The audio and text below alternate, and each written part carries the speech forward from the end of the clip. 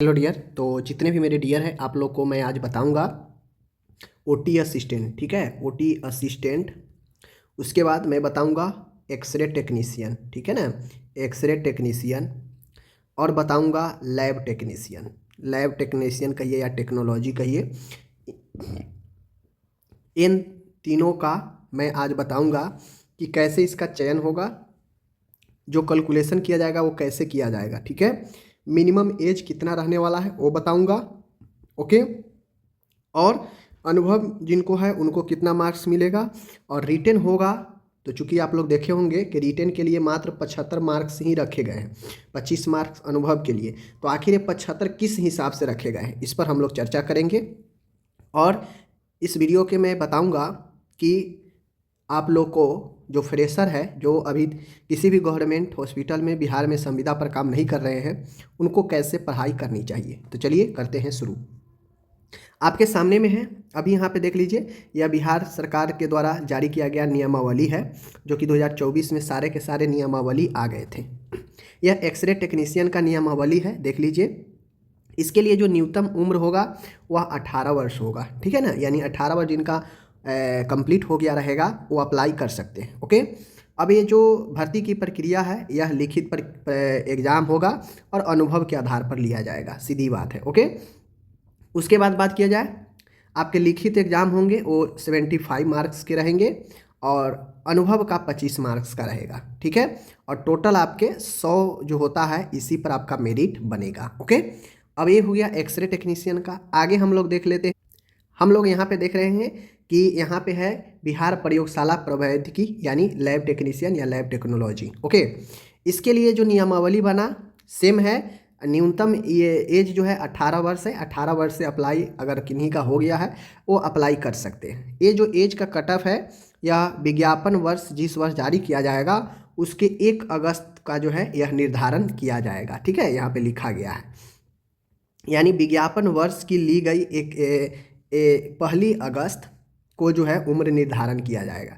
यानी अगर विज्ञापन 2024 का अभी अगर विज्ञापन आएगा तो 24 में अगस्त तक जो है आपका कट ऑफ लिया जाएगा। ठीक है, यानी 24 अगस्त तक अगर जिनका 18 वर्ष हो गया रहेगा, सॉरी अगस्त में जिनका 18 वर्ष हो जाएगा वो अप्लाई कर सकते हैं। ठीक है, आगे मैं बढ़ता हूँ। सेम चीज़ें हैं, लिखित परीक्षा और अनुभव के आधार पर जो है आपको क्या करेगा, बहाली किया जाएगा। सेम प्रोसेस है, 75 मार्क्स के सीबीटी होंगे, एग्ज़ाम होंगे, 25 अंक का जो है अनुभव मिलेंगे। ये चीज़ें ध्यान में रखिए। आगे अपन यहाँ पे बनता है बिहार ओटी टेक्नीशियन का। ठीक है, ओटी टेक्नीशियन का जिसे शैल कक्ष कहते हैं, सहायक, इनके लिए भी सेम है, 18 वर्ष मिनिमम और अधिकतम मैं बताऊंगा अभी। उसके बाद इनका भी सेम है, एग्ज़ाम हो प्लस में अनुभव है। सेम है, यहाँ पे देख लीजिए 75 मार्क्स के एग्ज़ाम का एंड 25 जो है अनुभव का रखा गया है। ये मैक्सिमम है जो सरकार के द्वारा नियमावली में रखी गई है। ओके, अब बात यहाँ पे ये आ रहा है, अब मैं आपको यहाँ पे समझाता हूँ कि आखिर ये जो रखा गया है यह किस आधार पर जो है ये रखे गए हैं। ठीक है ना, अब यहाँ पे मैं बता दूँ, सबसे पहले बात कर लेते हैं, एज सब में सेम है। ठीक है, और जो एज सेम है मिनिमम सबका 18 वर्ष है। अधिकतम की बात किया जाएगा तो अगर आप मेल कैंडिडेट है तो अधिकतम में जनरल वालों के लिए 37 वर्ष रहेगा। जो फीमेल होंगी उनके लिए 40 वर्ष होगा। जो ओबीसी के होंगे मेल या फीमेल उनको 40 वर्ष, एंड जो एससी एसटी के होंगे उनको 42 वर्ष अधिकतम, ये इतना रहने वाला है। ओके, तो एज में आप लोग को कोई जो है कन्फ्यूजन नहीं होना चाहिए, मिनिमम और मैक्सिमम का। ओके, अब आता है महत्वपूर्ण बातें यहाँ पे कि ये 75 अंक जो रिटेन के लिए दिया गया है ये आप लोग को नहीं समझ में आ रहा होगा, तो मैं बता दूँ ये 75 मार्क्स जो रखे गए हैं यह रिटेन के लिए कैसे रखे गए हैं। क्योंकि तो 100 मार्क्स 100 क्वेश्चन आपके एग्जाम में पूछेंगे 100 मार्क्स ही 100 क्वेश्चन ही रहेंगे। बट इन 100 क्वेश्चन में, चूँकि 100 क्वेश्चन मतलब 100, तो 100 को अगर आप 0.7 से गुना कीजिएगा तो ये 75 ही आएगा। ठीक है, मतलब 100% में अगर आप 75 से गुना कीजिएगा 75% आएगा। ओके, अब मैं यहाँ पे आप लोगों को क्लियर कर दूँ, 75 ये हो गए, 25 आपके बन गए एक्सपीरियंस का, ये मैक्सिमम है। अगर आप अपने रिटेन एग्ज़ाम देते हैं तो आप ज़्यादा से ज़्यादा 100 क्वेश्चन रहेगा, लेकिन जो मार्क्स होंगे वो 75 ही, मैक्सिमम 75, इससे ज़्यादा आप नहीं ला सकते हैं। क्योंकि आप मान गए 100 क्वेश्चन में से अगर कोई, मैं यहाँ पे बता दूँ कि 62 जो है ला पाता है, 62 सही कर पाता है, काट छाँट के उनका 62 आता है, ओके। 100 में से 62 ला पा रहा है, ओके।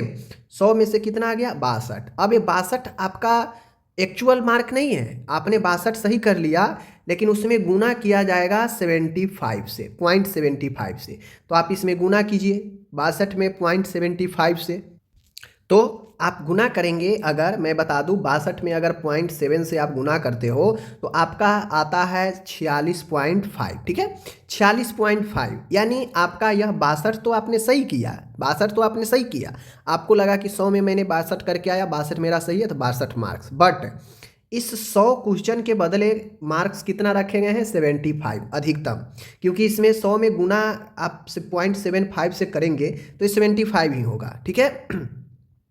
उसके बाद आपको अगर 100 में 62 आप सही किए तो आप 62 में गुना कीजिए 0.75 से, तो आपको इतना आएगा। अगर कोई मान गए कैंडिडेट 70 सही कर पा रहा है, 100 में 70 सही किया, तो 70 में आप 0.75 से गुना कर देंगे तो जितना लगभग 50 के आसपास आ जाएगा, तो ये बन जाएगा उसका एक्चुअल मार्क्स और इसी पर मेरिट बनेगा, ठीक है।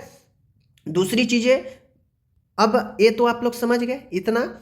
अब मान के कोई 100 क्वेश्चन में 100 भी सही कर लिया, 100 में 100 सही कर लिया, तो 100 में अगर 100 सही कर लिया तो 100 में 100 सही कर लिया मीन्स 100 में उसके मार्क्स में 0.75 से गुना होगा, तो उसको यही अधिकतम 75 यानी 75 मिल सकते हैं रिटेन में, इससे ज़्यादा नहीं मिल सकते, क्योंकि 100% से ज़्यादा होगा ही नहीं। ये है। अब यहाँ पे 25 अंक उनको मिलेंगे जो बिहार राज्य में संविदा पर काम कर रहे हैं या कर रही हैं किसी भी सरकारी अस्पताल में बिहार सरकार के अंदर, और वो सरकारी होनी चाहिए, कोई ट्रस्ट नहीं, कोई जो है बड़े प्राइवेट हॉस्पिटल नहीं, इन सब का मान्यता है ही नहीं बिहार में। सिर्फ संविदा वालों को एज में भी छूट मिलेगा, और यहाँ पे पर ईयर 5-5 करके उनको अधिकतम 5 साल का मिल सकता है। तो यहाँ पे 25 नंबर इसका रखा गया है, ओके। तो ये समझ गए, मान गए। मैंने जैसे आपको समझाया कि कोई 62 लाया, 0.7 से गुना हुआ रिटेन में, तो उसका बन गया 46.5, ठीक है, 46.5 बन गया। ये अगर फ्रेशर होगा तो उसका इतना ही रह जाएगा, लेकिन अगर कोई एक्सपीरियंस बंदा है तो उसको तो इतना रिटेन में आ गया, ठीक है। और प्लस अगर वो 2 साल काम कर लिया है, 2 साल कंप्लीट कर लिया है, तो 2 साल में उसको मिल जाएंगे 10 नंबर, वैलिड सर्टिफिकेट रहेगा तो 10 नंबर मिल जाएगा। और 10 नंबर मिलने का मतलब है उसका कुल मार्क्स 100 में हो जाएगा 56.5 एक्सपीरियंस वाले का।